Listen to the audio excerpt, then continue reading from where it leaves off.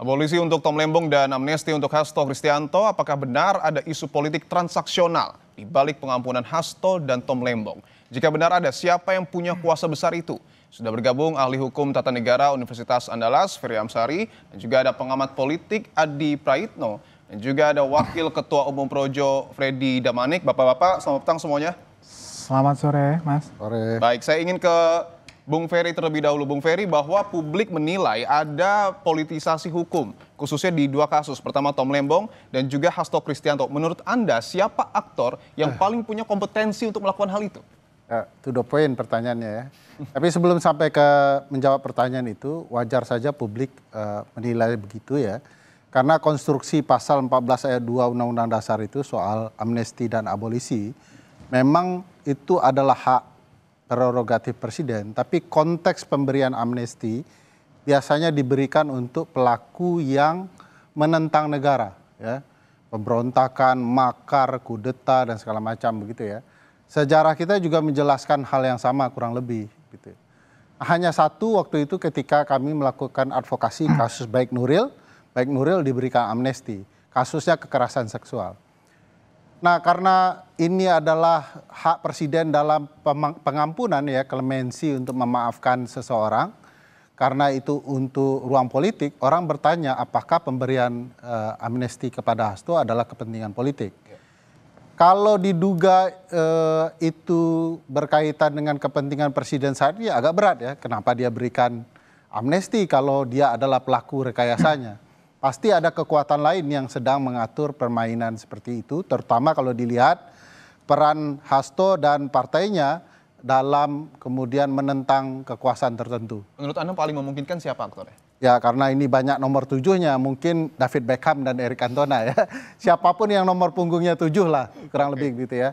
Nah, kalau abolisi kan biasanya berkaitan, sejarahnya adalah hak khusus untuk pengampunan lawan politik, terutama dalam konteks perbudakan ya, dihentikan perkaranya. Padahal Tom Lembong sedang berupaya banding, memperjuangkan haknya dalam permainan hukum ini. Kebetulan publik melihatnya kacau betul ya, konstruksi dalam kasus di PN di tingkat pertama. Nah, dugaan memang aktor yang sama sedang bergerak karena kebetulan dua orang ini berbeda pandangan, terutama dengan Pak Presiden Jokowi. Ya, ketika itu. Artinya nomor 7 itu Pak Jokowi? Ya, nomor 7. Oke, saya ingin langsung ke Bung Freddy. Nama Pak Jokowi disebut atau diduga sebagai aktor politik di balik politisasi hukum Tom Lembong dan Hasto Kristianto. Tanggapan Anda? Ya, apapun masalahnya, semua salah Jokowi. Kan begitu, ini narasi. Ada juga salah Pak Prabowo. Nah, tadi nggak disebut. Tapi dalam konteks kasus ini ya Pak Jokowi lah ya. Tadi nggak disebutkan. Jadi apapun masalahnya semua salah Jokowi, isunya apa semua Jokowi, kalau nggak akan menarik mungkin diskusi di publik ini. Ya, jadi memang ya pada saat itu kan Pak Jokowi ya dia yang berkuasa, pemerintahan pada saat itu. Jadi sangat wajar kalau penguasa dituduhkan ya diduga-duga, dikatakan melakukan kriminalisasi, politisasi terhadap katakanlah proses hukum. Itu biasa pada periode pemerintahan dimanapun, kapanpun, Pak SBY, Pak Jokowi, Ibu Mega, kalau ada proses persidangan, proses peradilan yang berbau politik, ya pasti pemerintah yang berkuasa pasti disalahkan ya. Pak Jokowi kan sangat demokrasi sekali ya, kritik-kritik biasa kepada Pak Jokowi, tapi tidak pernah kita lihat Pak Jokowi membungkam ya, tidak pernah memakai kekuasaan untuk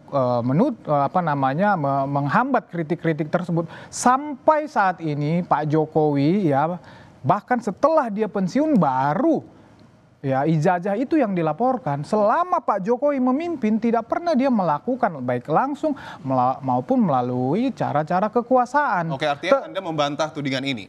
Iya, sangat tidak berdasar, tidak tidak ada buktinya ya. Tapi itu wajar lah. Ya kritik ya, menuduh penguasa itu tuh sangat wajar. Itu omongan yang sangat biasa di dalam era demokrasi ini. Biasa saja. Saya ingin minta tanggapan dan juga bahasan kacamata politik dari Mas Adi Praitno. Mas Adi, tadi kan sudah diberi simbol oleh Mas Ferry ini nomor 7, bahkan tidak tanggung-tanggung bilang Pak Jokowi.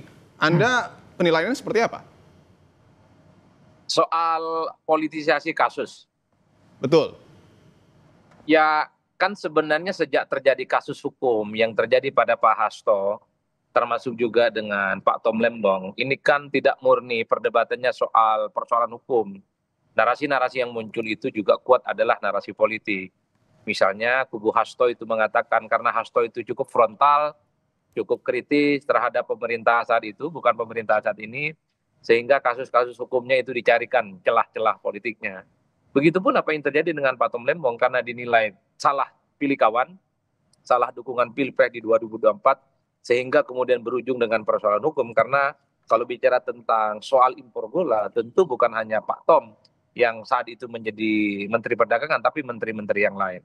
Itulah yang kemudian membuat begitu banyak pihak sebenarnya siapa yang mampu mengorkestrasi, yang mampu menggerakkan kekuatan-kekuatan dan instrumen hukum untuk melakukan target-target hukum kepada kelompok-kelompok tertentu. Ya pasti yang dituju adalah penguasa. Yang dituduh itu adalah kekuasaan. Kan itu yang terjadi sebenarnya, Mas.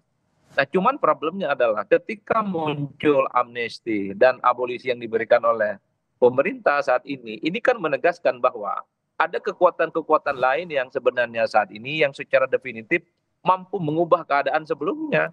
Artinya apa? Amnesti ataupun abolisi ketika muncul disampaikan oleh pemerintah, ini kan menjadi penegas sekalipun koreksi bahwa proses-proses peradilan sebelumnya yang terjadi pada Pak Hasto ataupun kepada Pak Tom Lembong itu dianggap tidak memenuhi unsur-unsur keadilan. Kan itu yang kemudian belakangan itu muncul kepada publik.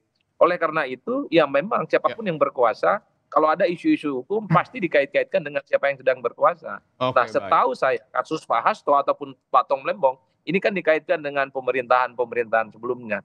Cuman kan problemnya secara faktual hal-hal yang semacam ini sulit untuk bisa dibuktikan. Sulit untuk bisa dibuktikan dan apakah bisa diusut sampai tuntas aktor politik diduga di balik politisasi hukum ini? Kita akan bahas bersama dengan bapak-bapak di sini, tetapi usai jeda tetaplah di Kompas Petang.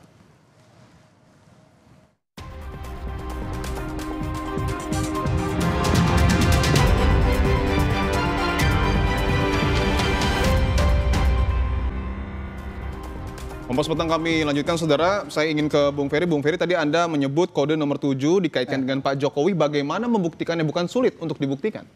Kita pakai nalar ya. Kalau tugas pembuktian itu tugas aparat negara itu. Nalar pertama bahwa ini nama disebutkan oleh kedua orang ini. Baik Hasto maupun Tom Lembong mention kedua-duanya. Ya. Baik sebelum proses maupun di saat proses. Mereka menyampaikan ada keterlibatan orang dan itu clear namanya disebutkan. Apalagi dalam konteks kasus Tom disebutkan bahwa ini perintah presiden perkaranya. Gitu ya.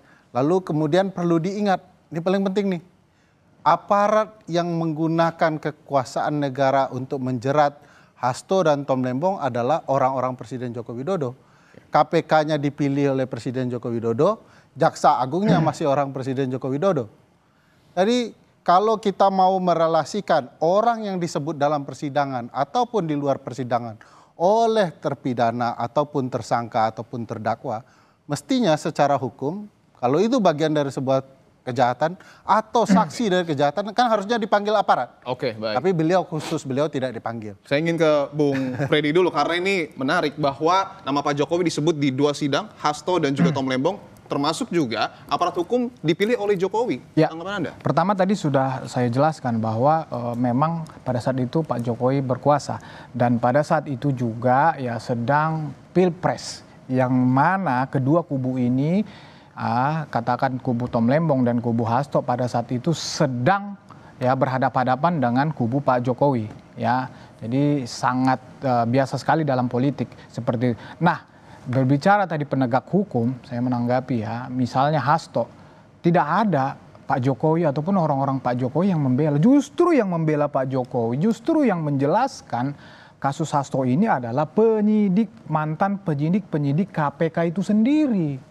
Ya kan, Ya, Anies. ketua KPK kan pimpinan KPK dipilih oleh Presiden Jokowi. Ya saya Pimpinan KPK itu khusus untuk Pak Jokowi 3 kali memilih pimpinan KPK Ya, termasuk yang saat ini. ya Jadi saya tidak menyatakan tadi pimpinan KPK, saya menyatakan yang membela atau mengatakan kasus ini murni kasus di KPK sejak lama adalah penyidik KPK Baswedan dan kawan-kawan. Oke.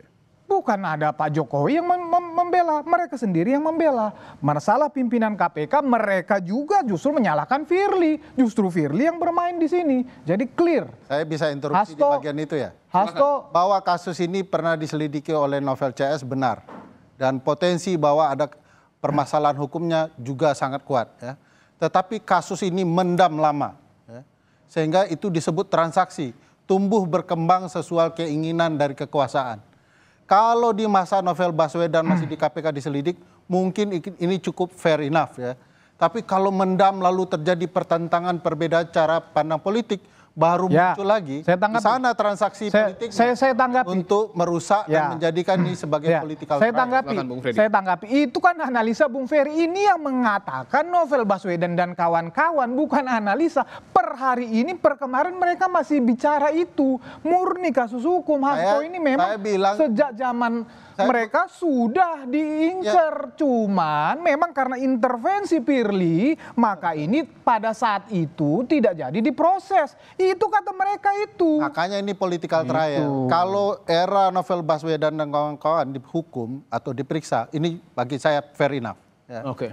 Tetapi setelah 4-5 tahun, ya, terkatung-katung tidak jelas, saya yakin yang juga bisa mampu menahan Novel Baswedan adalah Jokowi ketika itu. Siapa lagi orangnya bisa menahan kalau bukan presiden? Oke. Nah sekarang muncul lagi, tentu ini bukan kerja-kerja Novel yang mau diwujudkan, mau dibuktikan. Tapi ini kerja-kerja kekuasaan dan kerja-kerja politik. Karena jarak waktunya sudah sangat panjang. Baik, saya ingin ke Mas Adi Praitno bahwa yang menjadi pergolakan adalah bagaimana membuktikan aktor dari politisasi hukum ini. Anda melihatnya apakah ada deal-dealan politik untuk kemudian dapat mengungkap ini? Ya, saya kira memang setiap kekuasaan dan siapapun yang berkuasa ketika ada persoalan-persoalan hukum pasti akan selalu menjadi tertuduh dan bahkan objek ya yang dinilai bertanggung jawab terkait dengan proses-proses hukum yang dinilai telah terjadi indikasi kriminalisasi karena sang penguasa itulah yang mampu mengorkestrasi segala-galanya.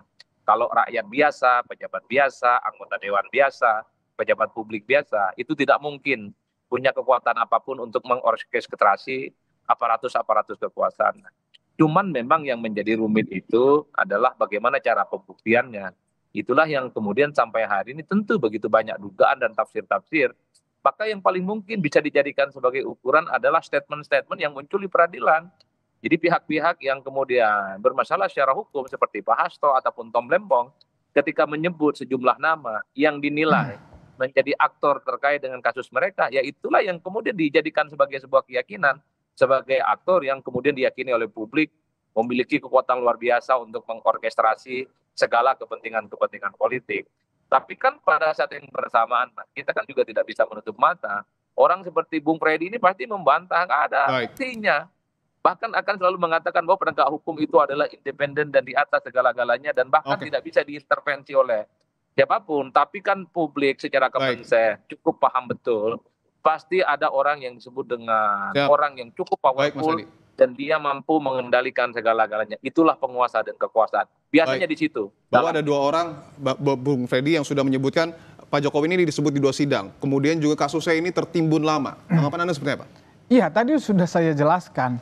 Ya, itu kenapa tertimbun lama, karena justru di hold, khusus kasus Hasto, ya di hold oleh Firly. Itu yang ngomong ya Baswedan dan kawan-kawan. Ya, yang diomong oleh Novel Baswedan itu tidak hanya Firly, bukan tapi juga Jokowi. Bukan saya yang ngomong, saya yang ngomong. Jangan tidak disebut semua, Firly dan Jokowi itu ya. Oke, betul demikian. Nggak pernah. Saya jamin Novel dan kawan-kawan menyebut Firly. Nah itu kan dan analisa Jokowi. lagi, itu kan analisa Bung Ferly. Dari awal Novel kasus itu ini tidak tertahan. pernah, Novel tidak pernah menyebut kalau Jokowi intervensi terhadap KPK untuk kasus ini. Yang Firly dia sebut justru mengamankan Hasto, jadi jelas. Dan itu sudah dibuktikan di dalam proses persidangan. Jadi itu murni proses hukum. Demikian juga kasus Tom Lembong juga sudah dibuktikan di dalam proses persidangan. Pak Jokowi sudah menanggapi ya kebijakan negara, kebijakan presiden. Tetapi secara teknis ya mana ada presiden nyuruh kau korupsi ya, kau untung rugikan negara ya. Baik. Mana ada kau untungkan orang-orang itu, perusahaan-perusahaan, mana ada presiden ngomong begitu. Baik. Nah sekarang yang menjalankan kebijakan kemudian itu dinilai oleh hukum melalui proses pengadilan dan itu sudah dibuktikan. Oke, tentu kita tunggu apakah Ini kemudian ngawur nanti- nih karena Novel itu jelas sekali menyebutkan kerusakan KPK itu dilakukan oleh Firly dan Jokowi termasuk upaya mencegah berbagai kasus. Baik, termasuk dalam halnya kasus itu. Baik, kita kunci di situ, tapi semua perlu pembuktian dan kita akan tunggu ke depan apakah ada pembuktian terkait dengan hal ini. Terima kasih Bung Ferry, Bung Freddy dan juga Mas Adi telah bergabung di Kompas Petang.